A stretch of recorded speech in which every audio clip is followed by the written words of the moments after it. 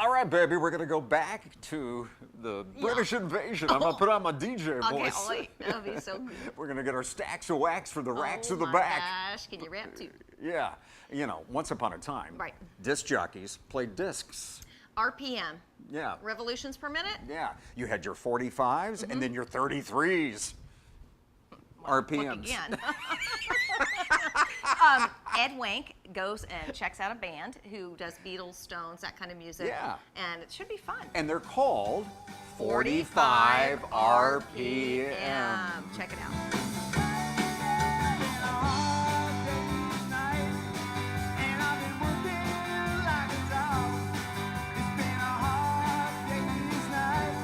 So why this specific era of music? Why did you guys pick this narrow range here of 1964 to 1967?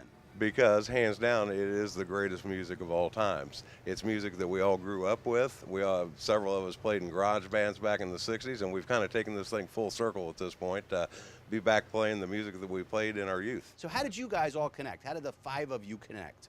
You know, there was no other bands playing 60s music. You know, we thought there'd be a niche. And actually, I put an ad out to see if there was anybody who wanted to play 60s music. Okay. And Jack said, I don't want to join the band, but we have a band, you know. Uh-huh. And Yeah, you want to come out and see us. you want to come out and see us? We're playing like in a couple of weeks. So I went to see them and we just swapped And phone then, numbers a couple months later, our guitar player quit, and I called up Richard, and he was a perfect fit.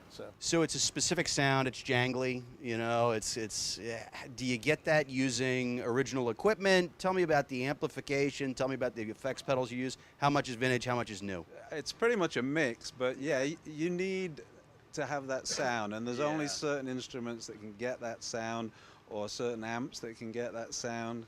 So Doug has got his Ringo Starr Ludwig drums, and Jack's got his Paul McCartney Rickenbacker bass. Right on. And I'm playing through Vox type amps. Of course, sure. With Epiphones and Gretsch. I don't have my Gretsch tonight. Old but, Fenders, though, I see over there. No, you've got to have a Fender, yeah. All right. And Dino can get about anything he likes on his keyboard. That's the advantage of contemporary keyboards. Okay. When they have horns or vocals or organ and piano, you can pull it all up. Absolutely. And hopefully we duplicate the sound. We work very diligently at doing that.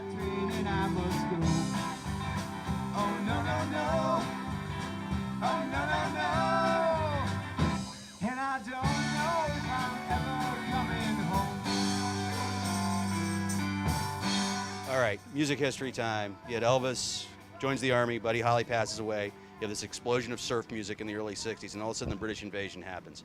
Why do you think this music got such a foothold in the United States specifically?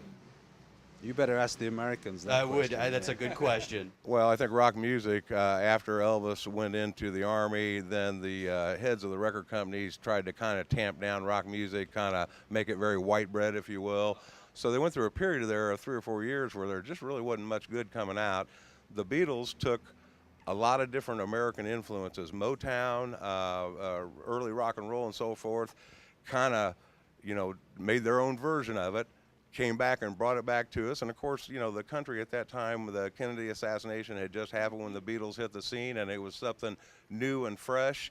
And it was totally novel to have a band that wrote their own material and played all their own instruments in the studio as well. So. Really interesting. All right, now what was the American reaction to this then? How did American bands respond to the British invasion at the time? Yeah, obviously the Beach Boys were gaining traction at that point, right? Oh yeah, they were very big, and the Beach Boys and the Beatles really had quite a rivalry going between the two of them. But I was playing in a band in Chicago at that point, and whenever a new Beatles song or a Stone song came out, I mean, by the end of the day, we were playing it because we were playing every day, and I think that's one of the things that's really cool about this band is that we were all playing this music. Richard maybe not, he's a little younger than us, but we were all playing this music back then. Was he playing Nick Lowe and stuff, or what? Elvis to Richard is Costello, not Presley. Okay, so.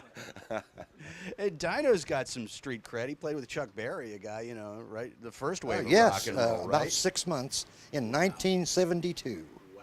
Giving away more than my age, well, less than my age, I guess. But that was a real fun time with many groups. It's a Beautiful Day. I can't remember some of the group names, but we all just hung out, and and played these outdoor stadiums. I did 6 with them. We played here in Indianapolis at the baseball field. That was our first one.